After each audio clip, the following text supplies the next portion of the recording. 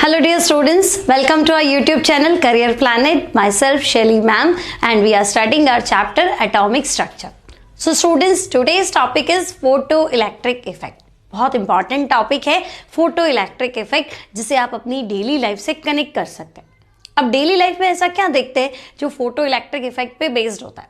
तो बच्चों solar panel क्या होता है ना, सनलाइट को किस में कन्वर्ट करता है, इलेक्ट्रिसिटी में कन्वर्ट करता है। ठीक है, यहाँ अपन कहते हैं सोलर कुकर, है ना। सोलर कुकर क्या करता है, तो सोलर कुकर सनलाइट से हीट ले लेता है, ठीक है, और उससे वो क्या कर रहा है, खाना बना रहा है। तो सन की एनर्जी को यूटिलाइज कर रहा है, ठीक है। और बहुत सारी चीजें होती है, जैसे कुछ फोन्स भी आए थे बीच में जो धूप में रिचार्ज हो जाते हैं, मतलब धूप में चार्ज हो जाते हैं, रिचार्ज तो नहीं होंगे, चार्ज हो जाते हैं, है ना। तो सनलाइट, लाइट की एनर्जी को क्या कर रहे हैं, यूटिलाइज कर रहे हैं। तो उसी पे बेस्ड है बच्चों photo electric effect. Now what is photo electric effect. So देखो, एक मेटल का सरफेस है, दिस इज मेटल सरफेस। अब इस मेटल सरफेस पे क्या हो रहा है, तो इस मेटल सरफेस पे आप देख सकते हो लाइट, है ना। लाइट के पार्टिकल्स को हम क्या कहते हैं, फोटोन। तो देखो फोटोन जो है वो स्ट्राइक हो रहा है इस मेटल सरफेस पे, ठीक है। और आप क्या देख रहे हो, इलेक्ट्रॉन्स जो है वो बाहर निकल रहे हैं, इलेक्ट्रॉन्स आर इजेक्टेड। क्लियर। तो फोटॉन्स गिर रहे हैं मेटल सरफेस पे, इलेक्ट्रॉन्स बाहर निकल रहे। फोटोन गिरा, एनर्जी ट्रांसफर करा, इलेक्ट्रॉन एलिमिनेट हो गया, बाहर आ गया, इजेक्ट हो गया। ये जो फिनोमिनन है this is called photo electric effect. Clear, photo electric effect. अब मेटल कोई भी यूज कर सकते हैं क्या, कोई भी मेटल ले लो, तो हम कहेंगे नहीं, ऐसा मेटल लो जिसमें इलेक्ट्रॉन्स क्या है, लूजली बॉन्डेड है। तो फोटो इलेक्ट्रिक इफेक्ट शो करने के लिए मुझे ऐसे मेटल की जरूरत है जिसमें इलेक्ट्रॉन ढीले बंधे हुए हो, है ना। इलेक्ट्रॉन्स आर लूजली बॉन्डेड, तो आईपी कम होना चाहिए, ठीक है। तो इलेक्ट्रॉन्स अगर लूजली बॉन्डेड है, इसका मतलब मेटल ले लो आप, पोटेशियम, रुबिडियम, सीजियम। तो इनका क्या है, इलेक्ट्रॉन जो है वो लूजली बॉन्डेड है, आराम से इलेक्ट्रॉन क्या हो सकते हैं, इजेक्टेड हो सकते हैं, ठीक है। तो मेटल सरफेस, तो हम कहेंगे metal like potassium, rubidium, caesium. करना क्या है, तो फोटॉन्स स्ट्राइक करना है। होगा क्या, तो इलेक्ट्रॉन्स एलिमिनेट हो जाएंगे, है ना। और क्यों निकलते हैं इलेक्ट्रॉन, तो अपन कहेंगे ये इलेक्ट्रॉन्स क्या है, electrons are loosely bonded. In such metals electrons are loosely bonded. तो बच्चों फोटॉन्स गिरे, लाइट गिरी, इलेक्ट्रॉन निकले, तो इलेक्ट्रॉन का मूव करना क्या होता है, इलेक्ट्रिसिटी, है ना। तो फोटो इलेक्ट्रिसिटी बोलेंगे ना, फोटॉन्स गिरे, लाइट गिरी, फोटॉन्स गिरे, इलेक्ट्रॉन्स निकले, है ना।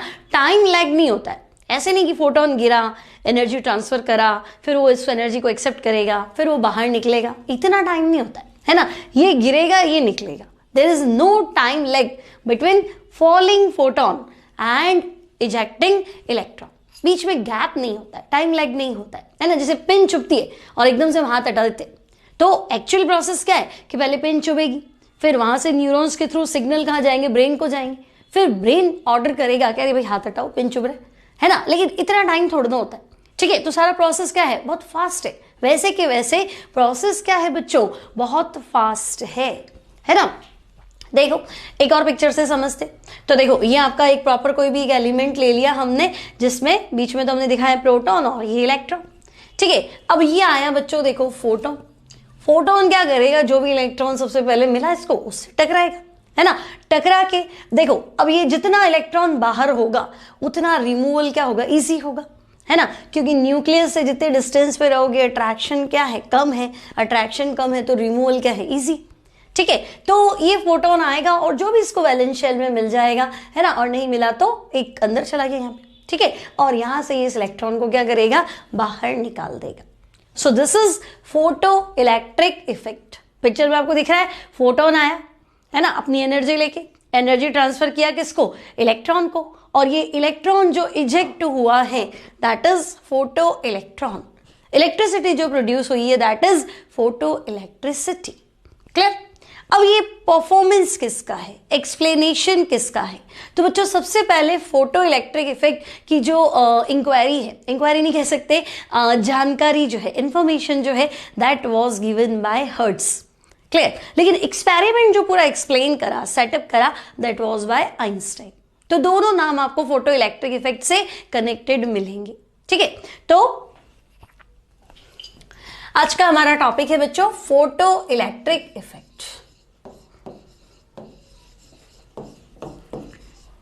फोटो इलेक्ट्रिक इफेक्ट है ना, डेली लाइफ में हम देखते हैं भाई सोलर पैनल जो है that is based on photo electric effect. So photo electric effect was discovered by, तो हम कहेंगे भी अगर डिस्कवर्ड की बात करें तो हेनरिच हर्ट्ज, और मैं लिख देती हूं हर्ट्ज, है ना। एक्सपेरिमेंट डिस्कवर तो हर्ट्ज ने किया था, लेकिन और एक्सपेरिमेंट्स करके और जो प्रॉपर एक्सप्लेनेशन है, तो एक्सप्लेनेशन गिवन बाय और we can say explained by, तो हम कहेंगे आइंस्टाइन, है ना। बहुत जीनियस साइंटिस्ट है आइंस्टाइन, सुना है आपने इनके बारे में।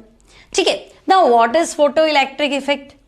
तो बच्चों था क्या फोटो इलेक्ट्रिक इफेक्ट? तो हम कहेंगे भाई एक तो मेटल सरफेस है, ठीक है। कौन सा मेटल? तो हम कहेंगे ऐसा मेटल जिसमें इलेक्ट्रॉन्स जो है वो लूजली बॉन्डेड है, ठीक है। तो एक ऐसा मेटल जिसमें इलेक्ट्रॉन्स लूजली बॉन्डेड है, कौन सा हो सकता है? तो हम कहेंगे पोटेशियम ले लो, रुबीडियम ले लो, और बेस्ट लेना है तो सीजियम ले लो, ठीक है। तो ये मेटल सरफेस हो गया और ये इलेक्ट्रॉन हो गए, ठीक है।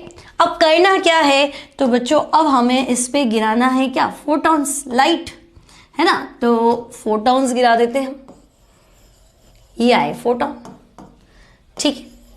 तो बच्चों फोटॉन क्या करेगा? अपनी एनर्जी इस इलेक्ट्रॉन को ट्रांसफर करेगा। ये इलेक्ट्रॉन न्यूक्लियस के अट्रैक्शन से बंधा हुआ है ना, लेकिन उससे ज्यादा एनर्जी दे दी तो ये बाहर भी आ जाएगा, ठीक है। तो फोटॉन्स गिरे, इलेक्ट्रॉन्स बाहर निकले, इस घटना को बोलेंगे फोटो इलेक्ट्रिक इफेक्ट, ठीक है। तो क्या डेफिनेशन बनेगा? तो हम कहेंगे व्हेन अ लाइट, तो बच्चों लाइट की खुद की भी तो कोई एनर्जी होगी, तो हम कहेंगे बिल्कुल फोटोन की एनर्जी कितनी होती है? h न्यू, तभी तो ट्रांसफर करेगा उस एनर्जी को। तो when a light of certain frequency strike on metal surface, देखो लाइट ऑफ सर्टेन फ्रीक्वेंसी, एक पर्टिकुलर फ्रीक्वेंसी की लाइट हमने क्या करी? स्ट्राइक कराई। किस पे स्ट्राइक कराई? तो हम कहेंगे मेटल सरफेस पे, ठीक है। स्ट्राइक्स ऑन मेटल सरफेस, तो हुआ क्या? तो हमने देखा इलेक्ट्रॉन्स बाहर निकले, यानी इलेक्ट्रॉन्स आर इजेक्टेड, ठीक है बच्चों। तो अब ये जो इजेक्टेड इलेक्ट्रॉन्स है, दीज इजेक्टेड इलेक्ट्रॉन्स, उसे हम कहेंगे फोटो इलेक्ट्रॉन्स, है ना। और ये जो पूरा प्रोसेस है, ये जो घटना हुई है ना, दिस फिनोमिनन उसे हम कह देंगे photo electric effect. This phenomenon is called photo electric effect, कोई डाउट नहीं। अब एक्चुअली क्या होता है? तो देखो हुआ क्या कि भाई ये आपका एक मेटल सरफेस है, ठीक है ना। यहाँ इलेक्ट्रॉन है और ये अपने न्यूक्लियस से बंधा हुआ है, ठीक है। अब देखो इन दोनों में जो अट्रैक्शन फोर्स है, जो एनर्जी है इनको बाइंड करने की, दैट इज 100 जूल, ठीक है। तो अब मुझे क्या करना है बच्चों? तो एटलीस्ट 100 जूल तो प्रोवाइड कराना पड़ेगा। जो फोटोन गिराऊंगी तो कम से कम 100 जूल, तभी तो ये इसके इलेक्ट्रॉन अट्रैक्शन से क्या होगा? आजाद होगा। तो एक बार छूट तो जाएगा, लेकिन ये सरफेस पे ही आ जाएगा। अब मैं चाहती हूँ भी चलाओ तो सही, तो फिर चलेगा कैसे? एनर्जी तो है ही नहीं, आपने उतनी दी जो बाहर निकालने के लिए चाहिए थी, थोड़ी और दे दो। तो मैंने कहा चलो 150 दे देती हूँ 100 की जगह, है ना। तो 150 जूल, तो क्या होगा? ये 150 जूल वाला फोटोन आया, इसको अपनी एनर्जी ट्रांसफर की, तो 100 तो ये खर्चा कर देगा न्यूक्लियस के अट्रैक्शन से आजाद होने के लिए, फ्री होने के लिए। भाई 100 जूल से बाइंड कर रखा था तो उससे तो मुक्त हुआ। अब 50 बची ना बच्चों, तो ये जो 50 है तो ये चल भी तो रहा है, तो बाकी की 50 क्या हो जाएगी, तो इसकी काइनेटिक एनर्जी में कन्वर्ट हो जाएगी। क्लियर? वापस देखो उसको, क्या कहा मैंने कि भाई आपके पास एक मेटल की सरफेस है, ठीक है, ये मेटल सरफेस है ना, यहां एक लूजली बॉन्डेड इलेक्ट्रॉन, ये अपने न्यूक्लियस से 100 जूल के अट्रैक्शन से बाइंडेड है, ठीक है। अब जो फोटोन गिर रहा है उसकी एनर्जी कम से कम क्या रखो, 100 से ज्यादा रखो, तो मैंने कहा 150 रख लो। तो देखो 100 जूल से तो इलेक्ट्रॉन क्या है, अपने न्यूक्लियस से बना हुआ, अब बाहर से एनर्जी आई इसके पास 150, तो ये क्या करेगा, न्यूक्लियस से तो फ्री होगा, भाई मेरे को छोड़ो 100 ले लो, तो एटलीस्ट वहां से फ्री हुआ। एक्स्ट्रा कितनी है इसके पास, तो एक्स्ट्रा है 50, तो ये इलेक्ट्रॉन पहले यहां से फ्री होगा, यहां सरफेस पे आएगा, है ना, और 50 जो होगी उसकी स्पीड से भागेगा, तो बच्चों बाकी की 50 जूल जो हुई वो क्या हुई, काइनेटिक एनर्जी। क्लियर? तो 3 हिस्से हैं भाई, कितनी एनर्जी तुमने दी, कितनी उसको चाहिए इलेक्ट्रॉन को बाहर निकलने के लिए, और बाकी एक्स्ट्रा क्या है, काइनेटिक एनर्जी में कन्वर्ट हो जाती है, तो काइनेटिक एनर्जी कितनी है, तो हम कहेंगे ओके 3 पार्ट्स में जो है टोटल एनर्जी डिवाइड हो जाती है। पहला तो है फोटोन एनर्जी, ठीक है, तो फोटोन एनर्जी इक्वल्स टू, तो हम कहेंगे इलेक्ट्रॉन को बाहर निकालने के लिए एनर्जी, तो बच्चों जो इलेक्ट्रॉन को बाहर निकालने के लिए एनर्जी देनी पड़ेगी दैट इज वर्क फंक्शन, ठीक है भाई, 100 से बना हुआ था ना, तो 100 तो तुम्हारी गई, तो वो 100 क्या है, दैट इज वर्क फंक्शन, है ना, और एक्स्ट्रा किस में कन्वर्ट हो गई, तो हम कहेंगे काइनेटिक एनर्जी। ओके, अब एनर्जी ऑफ फोटोन, तो जो फोटोन तुम टकराओगे, फोटोन एनर्जी वो क्या होगी, यहां तो एच न्यू लिख दो या फिर क्या लिख दो, H C by lambda. Photon की एनर्जी क्या होती है, एच न्यू या H C by lambda. Now what is work function, work function क्या है, तो कम से कम एनर्जी जो इलेक्ट्रॉन को न्यूक्लियस के अट्रैक्शन से फ्री करने के लिए चाहिए, है ना, minimum energy required to remove electron from metal surface, तो हम कहेंगे okay work function is minimum energy, minimum energy required to remove electron from metal surface, कि भाई उसके अट्रैक्शन से तो फ्री करा दो, कम से कम बाहर तो निकालो, ठीक है। तो वर्क फंक्शन, तो हम कहेंगे भाई वर्क फंक्शन भी एनर्जी है ना, लेकिन तुम कितनी दे रहे होगी तो तुम पे डिसाइड करता है। वर्क फंक्शन तो हर मेटल का फिक्स्ड होता है, भाई पोटेशियम का इतना है, रुबिडियम का इतना है, सीजियम का इतना है ना, तो हम कहेंगे ओके वर्क फंक्शन को हम लिख देते हैं एच न्यू नॉट, फिक्स करना है ना, तो एच तो कांस्टेंट है, तो फिक्स किसको करेंगे, न्यू को, तो जो गिराया वो तो न्यू, और जो फिक्स्ड कर लिया दैट इज न्यू नॉट। अब न्यू नॉट का नाम, तो न्यू नॉट है थ्रेशोल्ड फ्रीक्वेंसी, ठीक है, या फिर आप कहोगे भाई लैम्डा के रिस्पेक्ट में, तो it will be H C by lambda naught. So nu naught क्या है, तो हम कह देंगे न्यू नॉट जो है दैट इज, न्यू नॉट क्या है, तो हम कह देंगे न्यू नॉट है थ्रेशोल्ड फ्रीक्वेंसी, ठीक है बच्चों, न्यू नॉट क्या है, थ्रेशोल्ड फ्रीक्वेंसी, या फिर हम कह देंगे लैम्डा नॉट, तो लैम्डा नॉट क्या है, तो लैम्डा नॉट है थ्रेशोल्ड वेवलेंथ,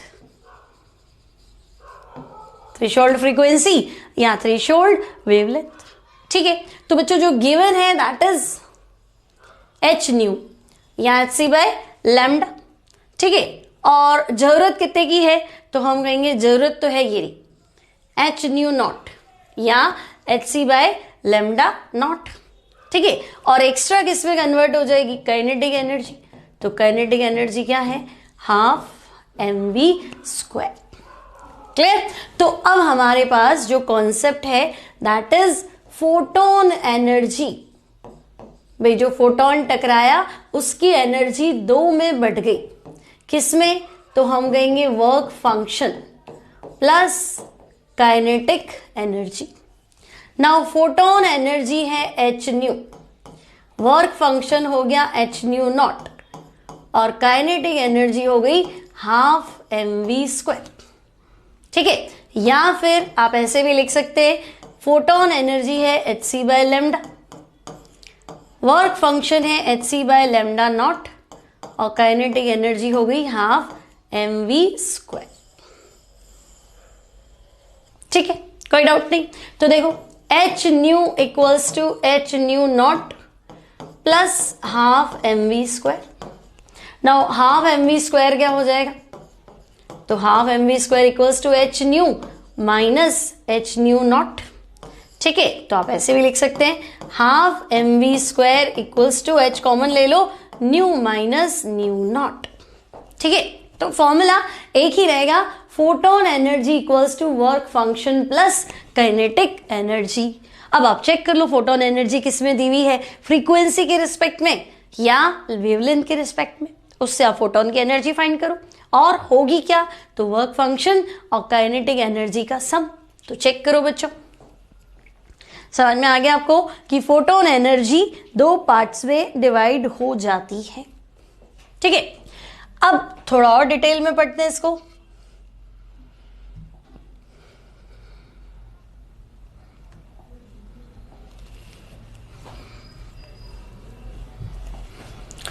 अब देखो बच्चों, तो फोटो इलेक्ट्रिक इफेक्ट का कॉन्सेप्ट हमारा क्लियर है कि भाई फोटो इलेक्ट्रिक इफेक्ट में दो ही बातें होती हैं। क्या होता है, तो हम कहेंगे फोटो इलेक्ट्रिक इफेक्ट में फोटोन टकराते हैं, इलेक्ट्रॉन बाहर निकलते हैं। ठीक है, अब वो ठीक है, भी फोटोन टकराते हैं, उनकी एनर्जी h न्यू, इलेक्ट्रॉन को चाहिए मेटल से बाहर निकालने के लिए, that is work function, that is h nu naught, और एक्स्ट्रा एनर्जी कन्वर्ट हो जाती है kinetic energy, that is half mv²। तो इतना कंसेप्ट क्लियर है कि h nu equals to h nu naught plus kinetic energy half mv², या hc by lambda equals to hc by lambda naught plus half mv²। Now nu, तो कौन सी frequency की light तुम गिराते हो, डिपेंड करता है आप, है ना। न्यू नॉट तो फिक्स्ड है, क्योंकि सबका वर्क फंक्शन क्या होता है, वो तो फिक्स्ड होता है ना। लाइक सोडियम तो वर्क फंक्शन 2.3 इलेक्ट्रॉन वोल्ट हो गया, पोटेशियम तो 2.2 इलेक्ट्रॉन वोल्ट हो गया, है ना। रुबीडियम तो 1.09, सीजियम 1.8, डिपेंड करता है। ठीक है, तो रुबीडियम 1.9, सीजियम 1.8, तो अलग अलग मेटल का वर्क फंक्शन क्या होता है, अलग अलग होता है। ठीक है, अब ये तो क्लियर है कि भाई फोटॉन्स गिरेंगे, इलेक्ट्रॉन बाहर निकलेंगे, इस फिनोमिनन को, इस घटना को हम क्या कहते हैं, फोटो इलेक्ट्रिक इफेक्ट। ओके, अब होगा क्या, कैरेक्टरिस्टिक्स क्या है, तो बच्चों देखो characteristics of photo electric effect.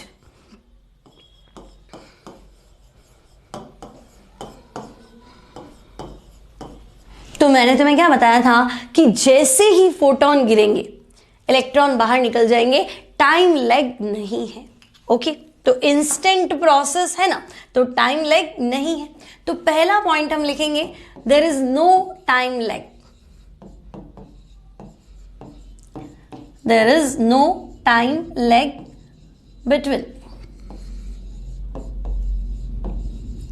Between falling photon, है ना, गिरने वाला फोटोन एंड इजेक्टेड इलेक्ट्रॉन। जो फोटोन गिर रहा है और जो इलेक्ट्रॉन क्या है, बाहर आ रहा है, उनके बीच में टाइम लैग, गैप नहीं है, है ना। क्या बोलते हैं, एक इंस्टेंट, है ना, इंस्टेंट प्रोसेस होता है, फोटोन गिरा, इलेक्ट्रॉन बाहर निकला। Okay, now what about the intensity of light. तो बच्चों देखो, इंटेंसिटी ऑफ लाइट से तुम क्या समझते हो कि लाइट की इंटेंसिटी बढ़ा दी। लाइट की इंटेंसिटी मतलब डिम लाइट होती है, थोड़ी ब्राइट लाइट होती है, इंटेंसिटी हो गया। या अगर मैं तुम्हें कहूँ सुबह 8 बजे की धूप आ रही है, तो हम कहते हैं 8 बजे की तो बढ़िया धूप होती है, गुनगुनी होती है, सर्दियों में तो बहुत अच्छी होती है। अब दिन के 2 बजे की धूप आ रही है तो वो थोड़ी तीखी होती है। तो है क्या, तो फर्क है इंटेंसिटी। भी सुबह 8 बजे की जो लाइट आ रही थी, मान लो ये सरफेस है ना, तो 8 बजे की जो लाइट आ रही थी उसमें एक फोटोन आया, फिर एक और आया, एक और आया, धीरे धीरे फोटॉन्स आते हैं एक एक करके, है ना, और slow photons, number of photons कम है। ठीक है, number of photons falling per unit area. अब दिन के 2 बजे की धूप आई, तो दिन के 2 बजे की तो 10 फोटोन एक साथ आए धम, फिर 10-20 एक साथ आए, फिर एक एक साथ बहुत सारे फोटॉन्स आ रहे, तो number of falling photons per unit area क्या है, ज्यादा है। तो फिर वो 10 फोटोन एक साथ गिरेंगे तो जलन होने लग जाती है, धूप बहुत तेज लगती है, अरे क्या हो रहा है, सनबर्न हो रहा है ना। मॉर्निंग में भी धूप तो वही आ रही, लेकिन नंबर ऑफ फॉलिंग फोटॉन्स क्या है, कम है। भाई एक फोटोन आया तो असर ही नहीं होता है ना, एक एक करके फोटोन आ रहा है तो फर्क नहीं पड़ रहा है। अब एक एक साथ 10-10 फोटोन आ रहे हैं तो फर्क पड़ रहा है। एक साथ 50 आ गए तो बहुत ज्यादा जो गर्मी होती है उसमें क्या होता है ना, number of photons falling per unit area क्या होता है, बहुत ज्यादा होते हैं। तो ठीक है, तो बच्चों ब्राइटनेस से काइनेटिक एनर्जी का क्या लेना देना। अगर मैं आपसे कहूं कि इंटेंसिटी और काइनेटिक एनर्जी में ग्राफ प्लॉट कर दो, तो ठीक है, intensity of light, intensity of light और काइनेटिक एनर्जी में ग्राफ प्लॉट कर दो। तो देखो कॉन्सेप्ट तो हमारा फिक्स था कि भाई ये मेटल की सरफेस है, एक फोटोन आया और एक इलेक्ट्रॉन क्या होगा, बाहर निकलेगा। तो 10 फोटोन आए तो 10 बाहर निकलेंगे, 50 फोटोन एक साथ गिरे तो 50 इलेक्ट्रॉन बाहर निकल जाएंगे, लेकिन स्पीड तो सेम रहेगा ना, हम तो पर फोटोन पे काउंटिंग कर रहे हैं। तो एक फोटोन मान लो अपनी 150 जूल एनर्जी लेके आए, गिरा, 100 जूल बाहर निकालने के लिए चाहिए, तो काइनेटिक एनर्जी कितनी, 50। अब 10 फोटोन एक साथ गिरे तो 10 अलग अलग इलेक्ट्रॉन है, सबको अपनी अपनी एनर्जी ट्रांसफर करी, 10 के 10 बाहर आ गए, है ना, लेकिन काइनेटिक एनर्जी तो फिर भी सबकी क्या है, 50 है। ठीक है, तो हम तो एक फोटोन पे एक इलेक्ट्रॉन के निकलने की बात कर रहे हैं। तो इंटेंसिटी बढ़ाई मतलब क्या हुआ, तो तुम कहोगे इंटेंसिटी ऑफ लाइट यानी number of photons, number of photons falling per unit area, आपने ये चीज बढ़ा दी। ठीक है, तो गिरने वाले फोटॉन्स का संख्या नंबर तुमने बढ़ा दिया, तो काइनेटिक एनर्जी पे तो कोई फर्क नहीं पड़ा, तो हम कहेंगे नहीं, no change in kinetic energy. ठीक है, तो इंटेंसिटी ऑफ लाइट और काइनेटिक एनर्जी का ग्राफ, तो आप कहोगे नहीं, काइनेटिक एनर्जी का तो कोई लेना देना नहीं है। ठीक है, अब मैं कहूंगी नहीं, इंटेंसिटी और photo electric current, sorry graph उल्टा बना दिया, kinetic energy intensity of light पे डिपेंड कर रही है या नहीं, है ना। तो हम क्या करेंगे, काइनेटिक एनर्जी को बताना है वेरिएशन इसका इंटेंसिटी ऑफ लाइट के साथ। ठीक है, वो तो हमने फिक्स रखा, तो इंटेंसिटी ऑफ लाइट पे काइनेटिक एनर्जी डिपेंड नहीं करती, तो ग्राफ क्या आ गया, कांस्टेंट। नाउ मैं कह रही हूं intensity of light, intensity of light और जो करंट है, तो फोटो इलेक्ट्रिक करंट कह दे, है ना, फोटो इलेक्ट्रिसिटी या फोटो इलेक्ट्रिक करंट, इसमें रिलेशन बताओ, फोटो इलेक्ट्रिक करंट। ठीक है, तो अब देखो क्या हुआ, नंबर ऑफ फोटॉन्स ज्यादा गिर रहे हैं, है ना, number of photons falling per unit area क्या ज्यादा है, तो नंबर ऑफ इजेक्टेड इलेक्ट्रॉन्स क्या हो जाएंगे, बढ़ जाएंगे। ठीक है, तो इंटेंसिटी ऑफ लाइट अगर मैं कह रही हूं इंक्रीज हो रहा है ना, यानी number of photons falling per unit area बढ़ रहे हैं, तो काइनेटिक एनर्जी में तो कोई चेंज नहीं होगा, बट एक इलेक्ट्रॉन एक फोटोन गिरेगा तो एक इलेक्ट्रॉन निकलेगा, 10 फोटोन गिरेंगे तो 10 इलेक्ट्रॉन निकलेंगे, और 100 फोटोन स्ट्राइक करेंगी तो 100 इलेक्ट्रॉन निकलेंगे।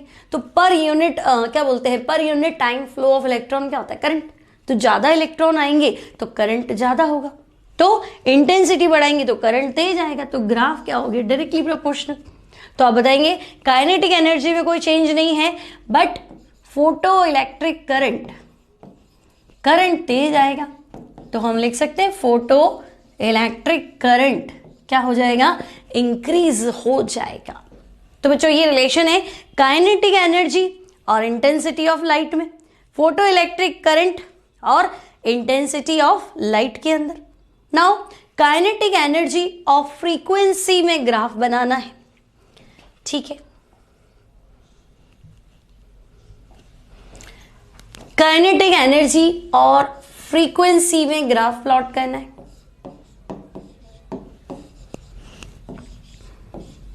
अब देखो काइनेटिक एनर्जी और फ्रीक्वेंसी, तो बच्चों फ्रीक्वेंसी क्या, जो लाइट हमने गिराई है ना, जो लाइट हमने गिराई उसकी फ्रीक्वेंसी तो क्या होती है, न्यू, और एनर्जी क्या होगी, एच न्यू। ठीक है, अब ये कुछ फ्रीक्वेंसी या कुछ एनर्जी तो फिक्स्ड ही है ना, एच न्यू नॉट, इसको तो हम चेंज कर ही नहीं सकते, प्लस एक्स्ट्रा जो है दैट इज काइनेटिक एनर्जी। तो देखो पहले मैंने 100 जूल का फोटोन गिराया, मान लो 50 इसका 50 जूल जो है that is work function, fixed energy भाई तो चाहिए, तो काइनेटिक एनर्जी कितनी हो गई 50। अब मैंने क्या किया 200 जूल का फोटोन गिरा दिया, तो ये तो फिक्स्ड ही है ना, काइनेटिक एनर्जी क्या होगी 150। फिर मैंने कहा नहीं 300 जूल का गिरा दो, ठीक है, तो वर्क फंक्शन तो हर बार कांस्टेंट ही है ना, और ये कितना हो गया 250, ठीक है। तो काइनेटिक एनर्जी बढ़ रही है ना, तो पहले एक वैल्यू कांस्टेंट कर दो, उसके बाद काइनेटिक एनर्जी क्या होगी बढ़ेगी।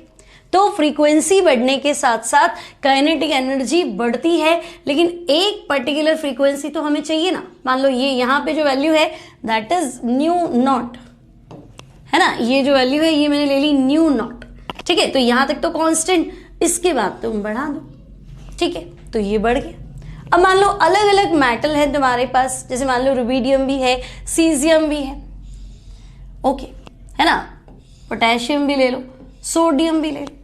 तो देखो सीजियम 2.8 इलेक्ट्रॉन वोल्ट, रुबिडियम, तो रुबिडियम का होता है रुबिडियम सीजियम, है ना, तो रुबिडियम का हो जाएगा आपका, अच्छा सॉरी, सीजियम का जो वर्क फंक्शन है, सीजियम का जो बच्चों वर्क फंक्शन है that is 1.9 electron volt, rubidium का जो है दैट इज 2.09 इलेक्ट्रॉन वोल्ट। अब बचा पोटेशियम और सोडियम, तो पोटेशियम है 2.2 इलेक्ट्रॉन वोल्ट और सोडियम का है 2.3 इलेक्ट्रॉन वोल्ट, ठीक है। डेटा याद नहीं करने हैं, है ना, थोड़ा आइडिया होना चाहिए कि भाई सबसे अच्छा फोटो इलेक्ट्रिक इफेक्ट कौन शो करता है, सीजियम। क्यों? क्योंकि एक तो टेबल में सबसे नीचे आ जाता है पीरियड में अपने, है ना, ग्रुप नंबर 1 में जाओ तो लिथियम, सोडियम, पोटेशियम, रुबिडियम और सीजियम, ठीक है। तो सीजियम अपने ग्रुप में बहुत नीचे आ जाता है, फ्रेंडशिप रेडियो एक्टिव इसलिए उसको नहीं लिया, है ना, और वर्क फंक्शन बहुत कम है 1.9 इलेक्ट्रॉन वोल्ट, ठीक है। तो देखो ये इतना वैल्यू तो फिक्स्ड ही है ना। अब इसके बाद अगर तुम फ्रीक्वेंसी बढ़ाओगे तो जैसे जैसे फ्रीक्वेंसी बढ़ाओगे तो काइनेटिक एनर्जी क्या हो रही, बढ़ रही, ठीक है। तो सबसे ज्यादा काइनेटिक एनर्जी किसमें मिलेगी, तो हम कहेंगे वर्क फंक्शन मिनिमम है ना, तो काइनेटिक एनर्जी सबसे ज्यादा इसमें मिलेगी, ठीक है। तो यहां मैं क्या लिखूं, सबसे ज्यादा काइनेटिक एनर्जी होगी सीजियम। आफ्टर दैट क्या हो गया, रुबिडियम 1.9 से थोड़ी वैल्यू बढ़ी है तो ये हो गया रुबिडियम, देन पोटेशियम और देन क्या हो गया सोडियम, कि भाई यहां से यहां तक तो पहुंचोगे ना सोडियम में, तो यहां पहुंचोगे, इसके बाद इलेक्ट्रॉन इजेक्ट होना शुरू होगा क्योंकि यहां तक एनर्जी 2.3 है, ठीक है ना। तो ये इस तरह से क्लियर। तो वर्क फंक्शन तो सबका फिक्स्ड है, अब वर्क फंक्शन मिनिमम है ना, तो काइनेटिक एनर्जी क्या होगी, बढ़ जाएगी। अगर सेम फ्रीक्वेंसी का फोटोन इन सब में गिरा रहे हो तो भाई इतना तो चाहिएगा इसमें 1.9, ठीक है। उसके बाद यहां तो यहां 2.09, यहां 2.2, 2.3, तो ये न्यू नॉट आपका क्या हो जाएगा, बढ़ता जाएगा। तो ये न्यू नॉट सीजियम का, ये न्यू नॉट किसका बनेगा, रुबिडियम का, ये न्यू नॉट बनेगा पोटेशियम और देन सोडियम, क्लियर। तो हम कह रहे हैं बच्चों, वापस देखो उसको, क्या कह रहे हैं हम कि काइनेटिक एनर्जी और फ्रीक्वेंसी में ग्राफ प्लॉट करो, ठीक है। मान लो मैं सीजियम की बात कर रही हूं, है ना, मान लो जो फोटोन गिराया that is 2.1 electron 2 electron volt photon गिराया आपने, है ना। फोटोन की जो एनर्जी है that is energy of photo electron कितनी है, 2 इलेक्ट्रॉन वोल्ट, ठीक है। फोटोन की एनर्जी है 2 इलेक्ट्रॉन वोल्ट। अब आप कहोगे वर्क फंक्शन, तो वर्क फंक्शन कितना है 1.9, तो काइनेटिक एनर्जी कितनी हुई 0.1 इलेक्ट्रॉन वोल्ट ही तो हुई, 2 का खर्चा किया, 1.9 तो वैसे ही चाहिए, एक्स्ट्रा कितना 0.1। तो देखो क्या करें, तो हम कहेंगे भाई पहले कुछ फ्रीक्वेंसी इतना तो उसको बाहर निकालने में ही खर्चा हो जाएगा। अब इसके बाद जैसे जैसे फ्रीक्वेंसी बढ़ाओगे काइनेटिक एनर्जी बढ़ेगी, तो भाई यहां तक तो 1.9 हो गया, है ना। अब 2 का गिराओगे तो काइनेटिक एनर्जी 0.1, और क्या करो, और फ्रीक्वेंसी बढ़ा दो तो काइनेटिक एनर्जी क्या हो जाएगी, बढ़ती जाएगी, क्लियर। अब 1.9 के बाद कोई और मेटल ले लो, जैसे रुबिडियम 2.09, तो रुबिडियम के लिए क्या होगा, ये ग्राफ यहां सरक जाएगा और आगे हो जाओ, तो ये सीजियम, ये रुबिडियम, करेक्ट। तो ये है graph between kinetic energy and frequency, कि एक पर्टिकुलर अमाउंट ऑफ एनर्जी तो हमें इलेक्ट्रॉन को इजेक्ट करने में चाहिए, उसके बाद जो भी एनर्जी है दैट इज काइनेटिक एनर्जी। तो आप जो देने वाला फोटोन है उसकी एनर्जी बढ़ा दो, है ना, खर्चा तो फिक्स्ड है, उसके बाद काइनेटिक एनर्जी बढ़ती जाएगी अगर आप फोटोन की एनर्जी बढ़ाते हो, ठीक है ना। तो ग्राफ जीरो से नहीं स्टार्ट करोगे, है ना, पहले कुछ वैल्यू कांस्टेंट, उसके बाद में ग्राफ स्टार्ट करोगे, ठीक है, कोई डाउट नहीं यहां तक। तो बच्चों ये है हमारा फोटो इलेक्ट्रिक इफेक्ट और इस पे बेस्ड कैरेक्टरिस्टिक्स, ठीक है। तो मैं कह दूं काइनेटिक एनर्जी और फ्रीक्वेंसी क्या हो गए थे, डायरेक्टली प्रोपोर्शनल। तो हम लिख सकते भाई फ्रीक्वेंसी, अगर हमने फ्रीक्वेंसी ऑफ लाइट क्या करा, इंक्रीज कर दिया, है ना, गिरने वाला फोटोन की एनर्जी बढ़ा दी। कैसे बढ़ाएंगे, फोटोन की एनर्जी क्या है, एच न्यू, तो एच तो कांस्टेंट है, तो न्यू ही तो बढ़ाओगे, मतलब फ्रीक्वेंसी बढ़ाओगे। तो kinetic energy of ejected electron क्या हो जाएगी, इंक्रीज हो जाएगी। क्लियर। तो these are characteristics of photo electric effect, ठीक है। No time lag between falling photon and ejected electron, जो फोटोन गिर रहा है, इलेक्ट्रॉन बाहर निकल रहा है, टाइम डिफरेंस नहीं है, है ना, इंस्टेंट प्रोसेस है। फिर इंटेंसिटी बढ़ाएंगे, इंटेंसिटी मतलब नंबर ऑफ फोटॉन्स बढ़ा दो, पहले 10 फोटोन आ रहे थे तो अब 100 टकराओ, ठीक है, तो 100 फोटोन जाके गिरेंगे तो 100 इलेक्ट्रॉन निकलेंगे, बिल्कुल, तो ठीक है। तो जितने ज्यादा फोटॉन्स तुम गिराओगे तो काइनेटिक एनर्जी तो कांस्टेंट रहेगी, लेकिन करंट बढ़ जाएगा क्योंकि इलेक्ट्रॉन्स बढ़ जाएंगे, और ये इनका ग्राफिकल रिप्रेजेंटेशन, ठीक है। और फ्रीक्वेंसी भी आपको समझ में आ गया, फ्रीक्वेंसी बढ़ाएंगे तो काइनेटिक एनर्जी बढ़ जाएगी। Now let's have some numerical problems based on photoelectric effect. तो बच्चों फर्स्ट क्वेश्चन हमारे पास है, क्या क्वेश्चन है देखो, दिख रहा है ना प्रॉपर आपको, 7 × 10⁻14 सेकेंड, ये क्वेश्चन है आपका।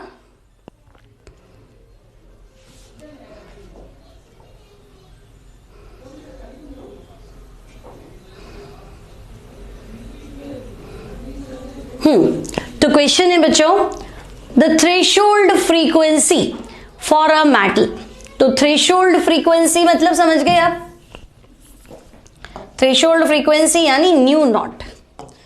तो न्यू नॉट जो है दैट इज 7 × 10⁻14 सेकेंड इनवर्स, ठीक है। Calculate the kinetic energy of an electron emitted when radiations of nu। तो जो रेडिएशंस हम गिरा रहे हैं फ्रीक्वेंसी वो है 1 × 10⁻15 second inverse hits this matter. तो देखो थ्रेशोल्ड फ्रीक्वेंसी तो इतना है, जो फोटोन तुम गिरा रहे हो वो इतना है, और फाइंड क्या करना है, काइनेटिक एनर्जी, ठीक है बच्चों। तो देखो हमारा कॉन्सेप्ट क्या था कि भाई फोटोन एनर्जी, जो फोटोन हमने गिराया, ठीक है, वो 2 पार्ट्स में बंटती है। पहला कि भाई इलेक्ट्रॉन को बाहर निकालने के लिए कितनी चाहिए, तो उसे हम कहते हैं वर्क फंक्शन, और दूसरा जो एक्स्ट्रा बचेगी वो किस में कन्वर्ट हो जाएगी, kinetic energy. Now photon energy h new, work function h nu naught plus kinetic energy. Now kinetic energy क्या हो जाएगी, तो हम कहेंगे भाई h कॉमन ले लो, न्यू माइनस न्यू नॉट, तो kinetic energy equals to h है प्लैंक कांस्टेंट 6.62 10⁻⁻34। नाउ न्यू क्या है, तो न्यू है 10⁻15, ओके, तो न्यू है 10⁻15 माइनस न्यू नॉट कितना है 7 × 10⁻14, है ना, न्यू नॉट कितना है 7 × 10⁻14, ठीक है। अब पावर में से पावर कैसे माइनस करोगे, या पावर कॉमन कब लोगे, जब दोनों पावर सेम रखोगे, तभी तो माइनस कर पाओगे। तो बच्चों देखो 6.62 10⁻⁻34, ये जो 10⁻15 है इसको मैं लिख दूं 10 × 10⁻14, -7 इंटू 10⁻14। बोलो, अब 10⁻14 को कॉमन लेके बाहर निकाल दो। तो अब मैं यहां लिख रही हूं, आपके पास बचा 6.62 10⁻−34 10⁻14 कॉमन ले लो, तो अब आपके पास अंदर बचा 10-7।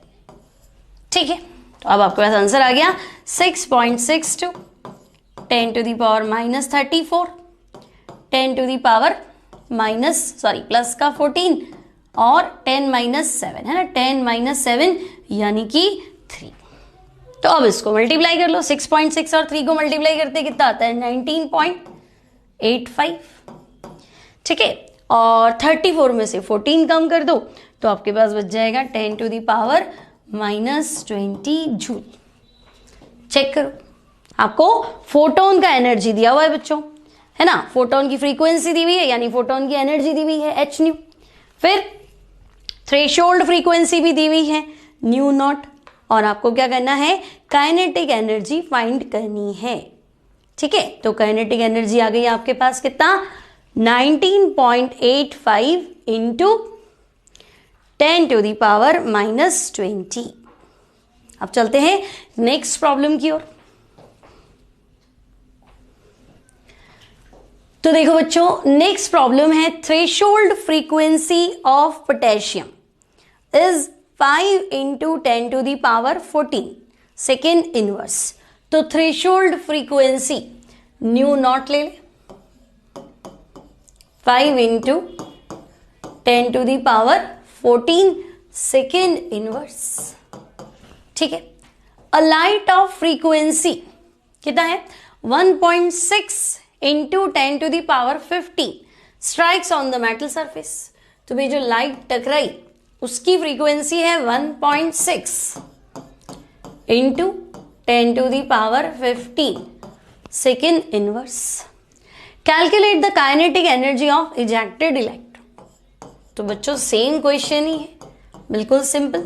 क्या फॉर्मूला लगाएंगे आप, h nu equals to h nu naught plus kinetic energy. Now kinetic energy क्या हो जाएगा, तो हम कहेंगे h कॉमन ले लो, न्यू माइनस न्यू नॉट।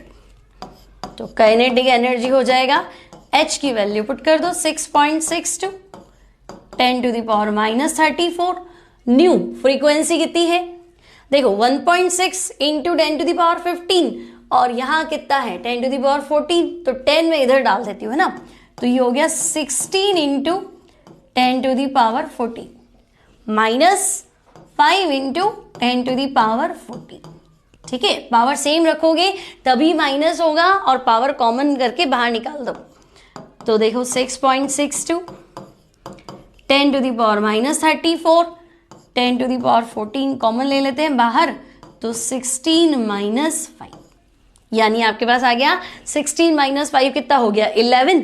तो अब आप फाइनली इसको सॉल्व कर दो 6.62 इंटू 11। तो बच्चों आंसर जो बनेगा दैट विल बी, चेक कर लेना आप, आंसर जो आना चाहिए that will B 7.29 into 10⁻−19 joule. Correct, जो फाइनल आंसर है that is 7.29 into 10⁻−19 joule. Clear.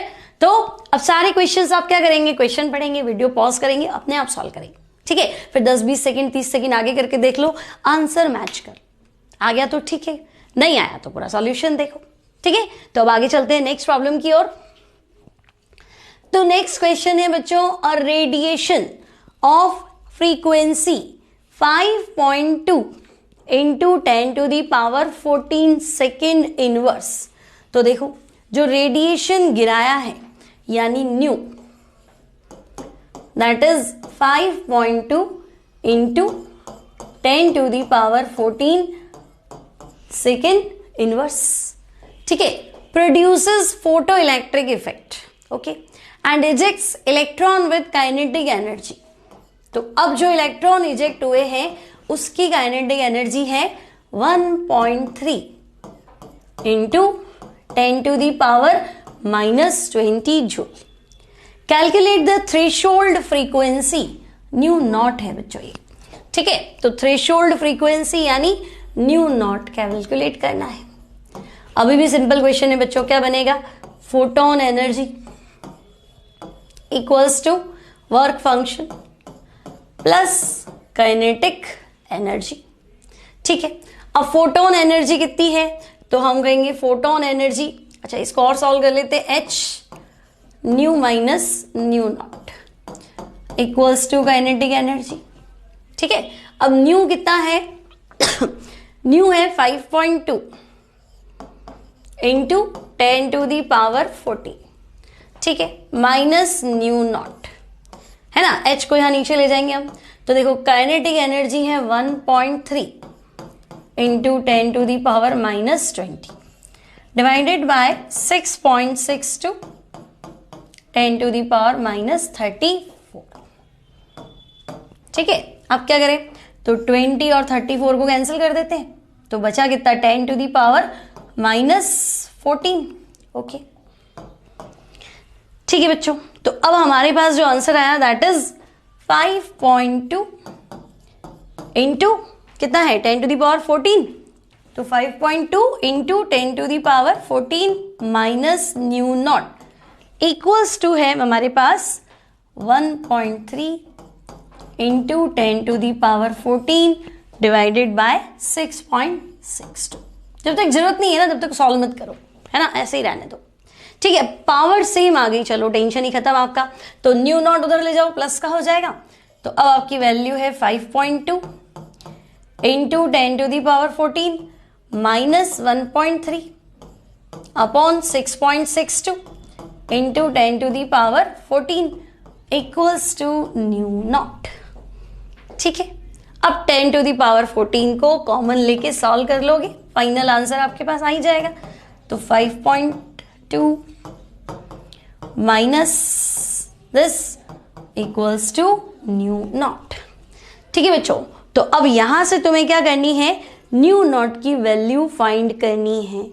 तो यहां पे जो न्यू नॉट आएगा that will be 5 into 10 to the power 14, क्योंकि ये देखो बहुत छोटी हो जाएगी ना यूनिट, 5.2 में से इसको माइनस करोगे ज्यादा कुछ आएगा नहीं, 0.2 के आसपास आएगा, तो आपका जो आंसर होगा that will be 5 into 10 to the power 14 second inverse. This is threshold frequency. तो बच्चों ये कुछ क्वेश्चंस थे based on photo electric effect. I think आपको फोटो इलेक्ट्रिक इफेक्ट अच्छे से समझ में आया होगा। न्यूमेरिकल प्रॉब्लम्स नेक्स्ट क्लास में हम और ज्यादा न्यूमेरिकल प्रॉब्लम्स करेंगे, एनसीईआरटी के क्वेश्चंस सॉल्व करेंगे। तो मिलते हैं नेक्स्ट क्लास में।